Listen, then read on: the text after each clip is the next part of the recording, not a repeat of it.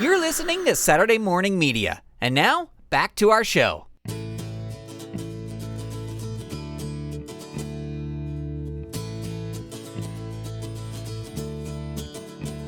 Here we go.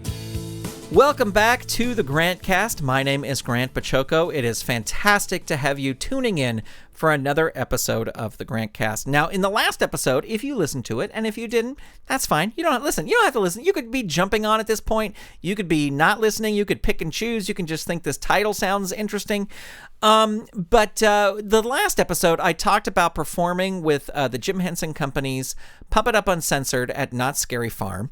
And I talked about wanting to talk about something that happened while I was there doing the shows. And so that's what this episode is going to be about. Now, I love performing in Puppet Up Uncensored. It is one of my favorite things. I say that every time I talk about Puppet Up. If somebody asks me about Puppet Up, if somebody's asked me questions about Puppet Up, I just say it's my favorite thing to do because I love improvising with puppets. And I love improvising with the amazing group of puppeteers that we have in Puppet Up. And I feel very lucky that I get to do that. And one of the things I said last episode too was I love doing a long run of shows. I really do, because I feel that just by the end of those run of shows, you just have it down. You're finding new things. You're discovering new things to make pieces that you've done a million times funnier, even better. And I really love performing in Puppet Up. But here's the thing I will say about Puppet Up Uncensored is that sometimes you go personally, and I'm talking personally. I'm not talking about my other fellow castmates' performances. This is personally, you just go, oof, that was a rough show for me. I wasn't as on as I wanted to be. I wasn't as funny as I wanted to be. Not that the goal is to try and be funny. The goal is to try and do good improv, which there's a little difference there. But, you know, you do a show and you're just like, well, that one wasn't in my top 10 best shows ever. Now, the great thing about performing at Puppet Up Uncensored at Knott's Scary Farm is you're doing 3 shows a night, Thursday, Friday, Saturday, Sunday, or depending on the week, Wednesday, Thursday, Friday, Saturday, Sunday, or Thursday, Friday, Saturday, Sunday, Monday. Depending on the week, you're doing 3 shows a night. So if you have an off show, you can have a really great show in the next show, right? And there has been times where, and I'm not going to name names or anything like that, but where just as a company, we have said like, oof, this was not our best show. And then we go out an hour later and we have like one of the greatest shows we've ever done. And that's the great thing about this show. But here's the other little tricky thing that happens with Under the Puppet is that everyone or the rest of the cast can say, man, that was a fantastic show. And me personally can be like, no, for me, that was not a good show. It was a good show overall, and we did a great job. And because it's a team activity. It's a team sport. And so I guess this happens in sports as well, is where one player could have a fantastic game, but the team loses.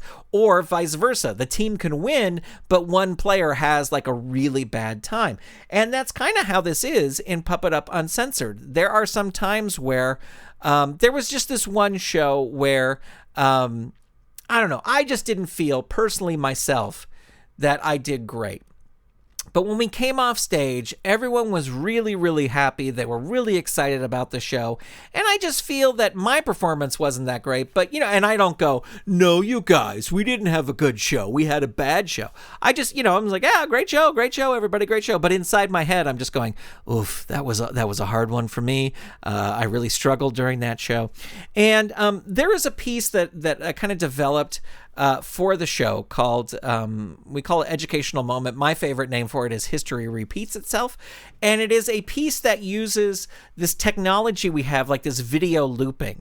So you can puppeteer something and you do a little puppet bit, and then the video loops and you can kind of puppeteer with yourself.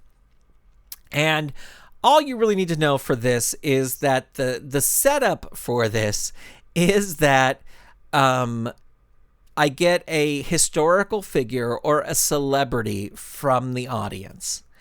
And so the during this one show, the celebrity that was shouted out was Jack Black.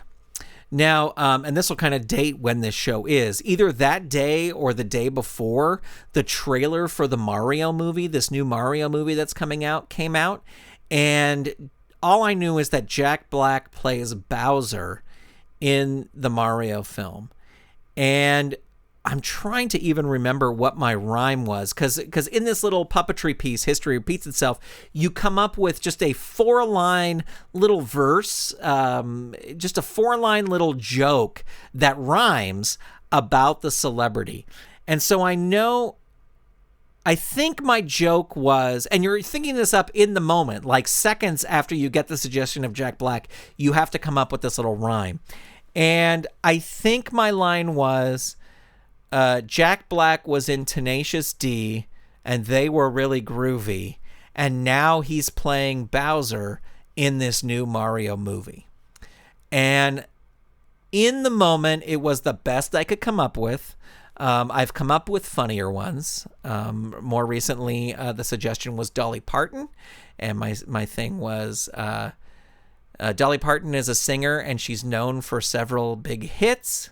But the thing that people remember most about her is her incredible charity work, which I just love, and I got a big laugh because for obvious reasons.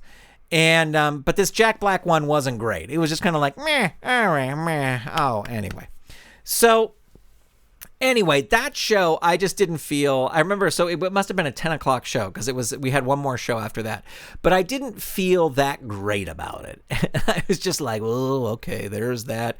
And then just overall for the whole show, I was like, this was not my best show. But backstage, all my other castmates were like, yeah, we did great, woo, high five, yeah, it was a great show. And like I joined in that, but just personally for me, I give myself notes a lot, and so I was noting myself a lot. So anyway, I went outside to make, there's horrible cell phone reception in the theater and the backstage area at the Walter Knott Theater at Knott's Berry Farm. So I stepped outside, and you're kind of in this little area where it's like a public area, and you're kind of like a little seating dining area. So I just stepped out there to make a phone call, and the area, it's this new area of the park where they did a lot of construction. And it kind of, I think people remember how it used to be, and how in this area kind of where I'm standing, there used to be a food service place and bathrooms. And so a lot of people, as I'm standing there come walking towards me, and I kind of like, if I'm on the phone, I go like, oh, it's just a dead end here. The bathrooms are across the way, because they're looking for the bathrooms.